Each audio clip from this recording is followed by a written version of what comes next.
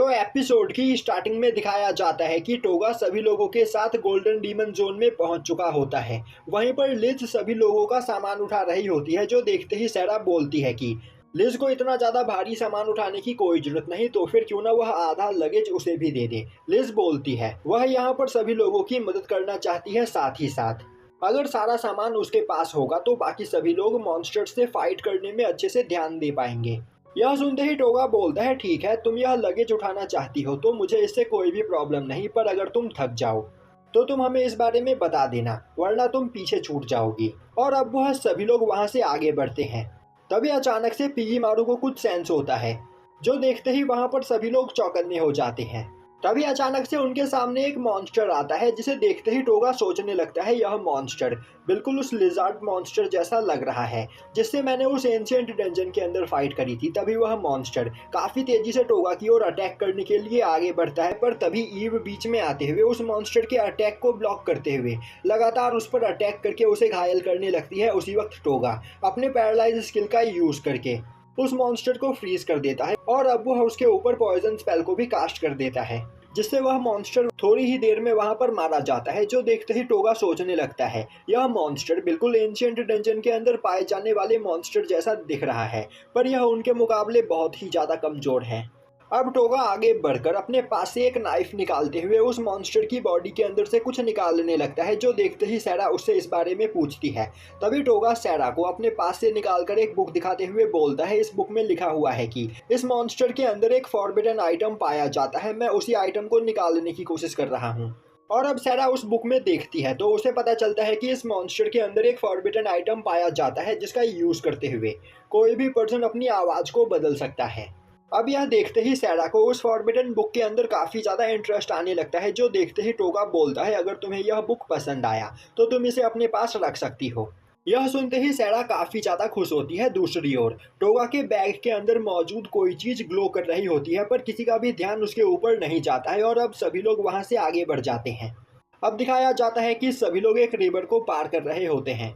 तभी रिवर पार करते हुए टोगा का पैर फिसल जाता है, जो देखते ही ईव उसे नीचे गिरने से बचाती है। अब टोगा पीछे मुड़ते हुए लिज से बोलता है कि संभलकर इस नदी को पार करना, क्योंकि यहाँ पर मौजूद पत्थर काफी ज्यादा स्लिपरी है। लिज बोलती है उसे पता है कि वह यह काम कर सकती है, तो टोगा को यहाँ पर परेशान होने की कोई जरूरत नहीं। पर तभी लिज का वहाँ पर पैर फिसल जाता है। उसी वक्त पिगी मारू काफी तेजी से आगे बढ़ते हुए लिज को वहाँ पर गिरने से बचा लेता है।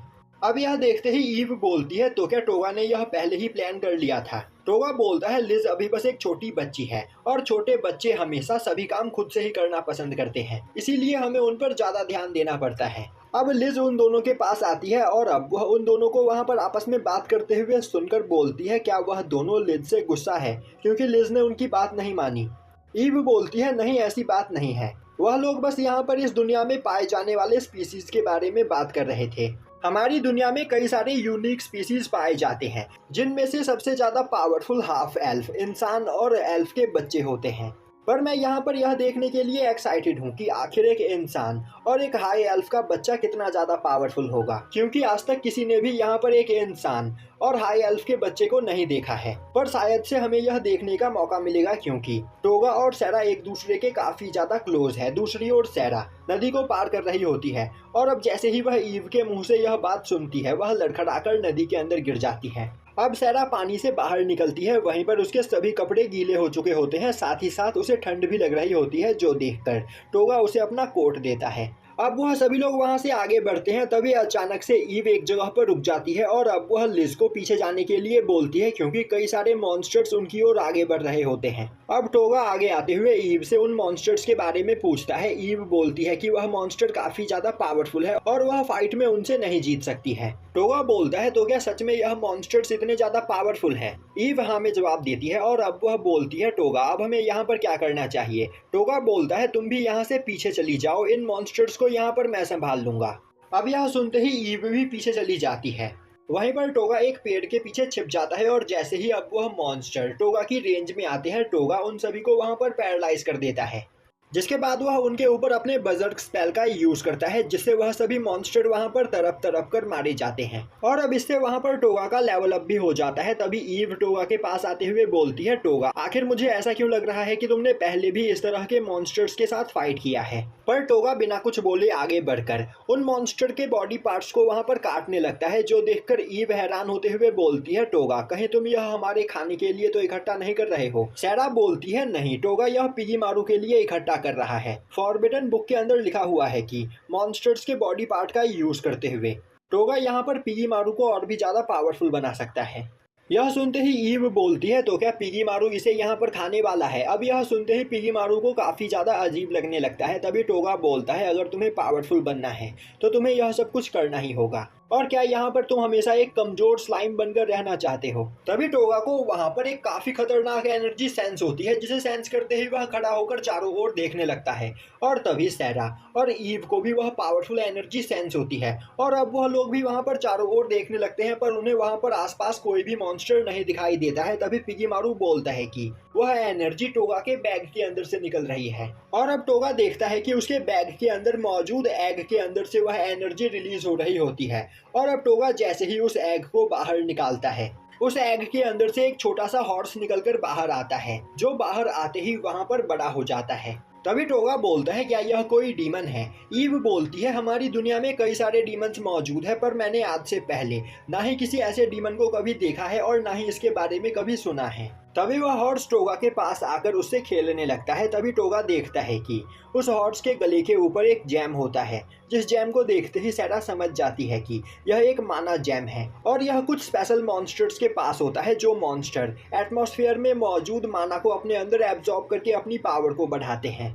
अब यह सुनते ही टोगा अपने पास मौजूद माना एनर्जी उस हॉर्स को वहां पर देने लगता है, और अब वो हॉर्स वहां पर 1000 MP पॉइंट्स को एब्जॉर्ब करने के बाद एक जाइंट ब्लैक हॉर्स में बदल जाता है, जो कि दिखने में काफी ज्यादा खूबसूरत लग रहा होता है। वहीं पर उसकी पावर भी काफी ज्यादा बढ़ चुकी होती है। तभी वह हॉर्स टोगा के पास आते हुए बोलता है कि वह और भी ज्यादा माना एनर्जी को यहाँ पर खाना चाहता है, जो सुनते ही टोगा और भी ज्यादा माना एनर्जी उस हॉर्स को वहां पर देने लगता है। और अब थोड़ी ही देर में वह हॉर्स टोगा के 10,000 MP पॉइंट को अपने अंदर एब्जॉर्ब कर लेता है, जिससे वह वहां पर इवॉल्व होकर एक काफी खतरनाक मॉन्स्टर बन जाता है। वहीं पर वह हॉर्स टोगा को अपना फादर मान रहा होता है। तभी लिज बोलती है, तो क्या यह हमारे ग्रुप का नया मेंबर है, तो आखिर इसका नाम क्या है। अब यह सुनते ही टोगा सोचने लगता है, यह एक हॉर्स है, एक बहुत ही ज्यादा पावरफुल हॉर्स, जिसके टोटल 8 पैर है। और गॉड ऑर्डिन के पास भी बिल्कुल इसी तरह का हॉर्स हुआ करता था, जिसका नाम स्लेफर था। और अब वह बोलता है, आज से हमारे ग्रुप के इस नए मेंबर का नाम स्ले होगा।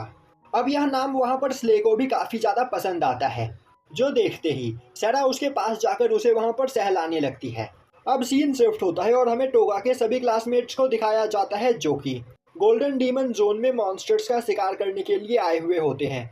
और अब वह सभी लोग वहां पर कई सारे मॉन्स्टर्स को मारने के बाद एक जगह पर बैठकर आराम कर रहे होते हैं। वहीं पर आसागी ग्रुप के सभी लड़कियों की पावर लगातार बढ़ती चली जा रही होती है, क्योंकि उनके टीम में एक ऐसी लड़की होती है जिसके पास एक्सपी शेयरिंग की पावर होती है, और इसका यूज करते हुए वह सभी लोग आपस में बराबर एक्सपीरियंस पॉइंट को शेयर कर सकते हैं। वहीं पर बैठा टाकुटो उन्हें देख रहा होता है, और अब वह बोलता है, इन बेवकूफ़ों को लग रहा है कि यह अपने एक्सपीरियंस शेयरिंग स्किल का यूज करते हुए मुझसे ज़्यादा पावरफुल बन सकते हैं, पर मेरा किरीहारा ग्रुप यहाँ पर सबसे ज़्यादा पावरफुल है और हमें कोई भी नहीं रोक सकता है। अब थोड़ी ही देर में वहाँ पर अंधेरा होने लगता है। तभी गॉडेस के द्वारा भेजे गए वह लोग जो हीरोज की मदद करने के लिए वहां पर आए हुए होते हैं, वह सेंस करते हैं कि कई सारे मॉन्स्टर्स उनकी ओर आगे बढ़ रहे होते हैं। यह देखते ही वह टोगा के सभी क्लासमेट्स को पीछे हटने के लिए बोलते हैं, क्योंकि उनकी ओर अभी जिस मॉन्स्टर के ग्रुप ने अटैक किया होता है वह मॉन्स्टर बहुत ही ज्यादा पावरफुल होते हैं। और अब टाकुटो जैसे ही यह सुनता है वह बोलता है, आखिर मैं पीछे क्यों हटूं, मैं यहाँ पर सबसे ज्यादा पावरफुल हूँ,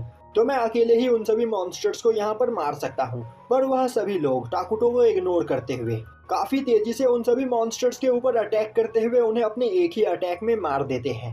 अब यह देखते ही टोगा के सभी क्लासमेट उन लोगों की तारीफ करने लगते हैं, जो देखते ही टाकुटो को काफी ज्यादा गुस्सा आता है। और अब वह आगे बढ़ते हुए बोलता है, इन कमजोर से मॉन्स्टर्स को देखकर तुम सभी लोगों की यहाँ पर हालत खराब हो गई और तुमने हमें पीछे भेज दिया, पर मैं अपने एक ही अटैक में इन सभी मॉन्स्टर्स को मार सकता हूँ। यह बोलते हुए वह आगे बढ़कर अपने ड्रैगोनिक बस्टर टेक्निक का यूज करते हुए वहां पर एक ही बार में कई सारे मॉन्स्टर्स को जलाकर राख कर देता है। और अब वो हंसते हुए बोलने लगता है, मेरे पास यहाँ पर लेवल 4 का स्किल है तो मेरे सामने कोई भी नहीं टिक सकता है। तभी वहां पर खड़ी एक लड़की अपने चारों ओर देखते हुए बोलती है, उसने काफी टाइम से हिजरी और इत्सुकी को नहीं देखा है, तो आखिर वह दोनों कहाँ पर है।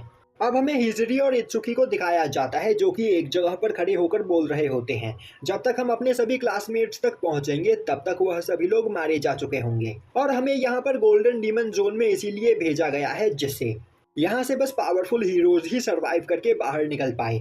और यह सब कुछ गॉडेस विसेस का प्लान है, वह हम में से सभी कमजोर लोगों को मार देना चाहती है। दूसरी ओर हमें टोगा को दिखाया जाता है जो कि एक माउंटेन के ऊपर खड़ा होकर सामने से आ रही रोशनी को देख रहा होता है और वह रोशनी टाकुटो के डेमोनिक बस्टर की होती है। तभी सैरा टोगा के पास आते हुए बोलती है, खाना बनकर तैयार हो चुका है तो टोगा को चलकर खाना खा लेना चाहिए। और आखिर टोगा यहाँ पर अकेले कर क्या रहा है। टोगा बोलता है, मैं उस लाइट को देख रहा हूँ, शायद से उस जगह पर कुछ मॉन्स्टर्स आपस में ही फाइट कर रहे हैं। अब अगली सुबह सैरा सोकर उठती है तो वह टोगा को वहां पर नहीं पाती है, जो देखते ही वह ईव को उठाकर उससे इस बारे में पूछने लगती है। और अब वह दोनों एक साथ टोगा को ढूंढते हुए केव से बाहर निकलते हैं तो वह देखते हैं कि बाहर बैठा टोगा एक मॉन्स्टर को मारकर उसके अंदर मौजूद मटेरियल्स को बाहर निकाल रहा होता है। यह देखते ही ईव हैरान हो जाती है क्योंकि वह एक ह्यूमनॉइड डीमन होता है। और अब वो हैरान होते हुए बोलती है, मुझे अपनी आंखों पर यकीन नहीं हो रहा, क्या तुमने अकेले ही इस मॉन्स्टर को यहाँ पर मार दिया। टोगा बोलता है, यह मॉन्स्टर मुझे उतना ज़्यादा भी पावरफुल नहीं लगा।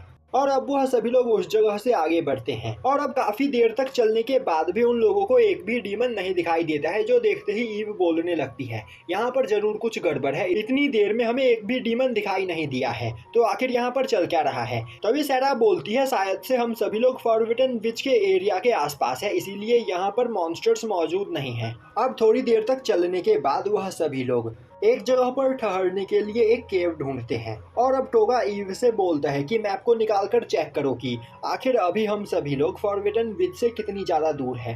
तभी अचानक से ईव के सर के ऊपर एक मॉन्स्टर आ जाता है, जिसे देखते ही सभी लोगों के होश उड़ जाते हैं और टोगा बोलने लगता है, आखिर ऐसा कैसे हो सकता है, आखिर मैंने इस मॉन्स्टर को हमारी ओर आते हुए सेंस क्यों नहीं किया। पर उसी वक्त ईव अपने स्वॉर्ड को बाहर निकालते हुए उस मॉन्स्टर के ऊपर अटैक करके उसे घायल कर देती है। तभी टोगा बोलता है, क्या यह मॉन्स्टर अभी भी जिंदा है।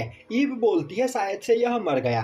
टोगा बोलता है, हम यहाँ पर रिस्क नहीं ले सकते हैं, यह मॉन्स्टर काफ़ी ज़्यादा अजीब है। यह बोलते हुए वह उस मॉन्स्टर के ऊपर अपने पैरालाइज स्किल को कास्ट कर देता है और अब वह सोचने लगता है, यहाँ पर जरूर कुछ गड़बड़ है, यह मॉन्स्टर इतनी देर से गायब था और हमारा पीछा कर रहा था, पर मैंने इसे सेंस नहीं किया। और अगर ईव ने टाइम रहते इसके ऊपर अटैक नहीं किया होता तो यह ईव को मार भी सकता था। तभी अचानक से वह मॉन्स्टर काफी तेजी से ग्लो करने लगता है, जो देखते ही टोगा सभी लोगों को उसके पीछे जाने के लिए बोलता है। तभी वह मॉन्स्टर काफी तेजी से ग्लो करते हुए ऊपर आसमान में एक सिग्नल भेजता है और अब वह वहां पर जोर जोर से चिल्लाने लगता है, जो देखकर ईव को कुछ भी समझ में नहीं आता है। तभी टोगा सेंस करता है कि कई सारे मॉन्स्टर वह आवाज और उस सिग्नल को सुनकर काफी तेजी से उनकी ओर आ रहे होते हैं। वहीं पर वह सभी मॉन्स्टर काफी बड़ी संख्या में होते हैं, जो देखकर टोगा परेशान हो जाता है और अब वह सोचने लगता है, मुझे आखिर यहाँ पर अब करना क्या चाहिए। यह सभी मॉन्स्टर काफी ज्यादा तादाद में हैं और मुझे नहीं लग रहा है कि मैं इन सभी मॉन्स्टर से फाइट करके यहाँ पर जीत पाऊंगा। और यहीं पर यह एपिसोड खत्म हो जाता है।